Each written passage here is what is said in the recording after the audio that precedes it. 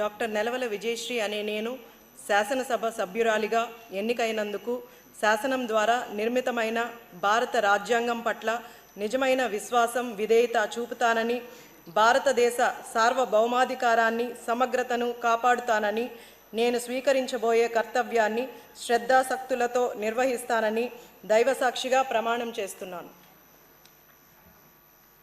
ఆంధ్రప్రదేశ్ శాసనసభ సభ్యురాలైన నెలవల విజయశ్రీ అనే నేను సభా నియమాలను కట్టుబడి ఉంటానని, వాటిని అనుసరిస్తానని, సభ మర్యాదలను పాటిస్తానని, సాంప్రదాయాలను గౌరవిస్తానని దైవసాక్షిగా ప్రమాణం చేస్తున్నాను. శ్రీ ఆదిమూలం కోనేటి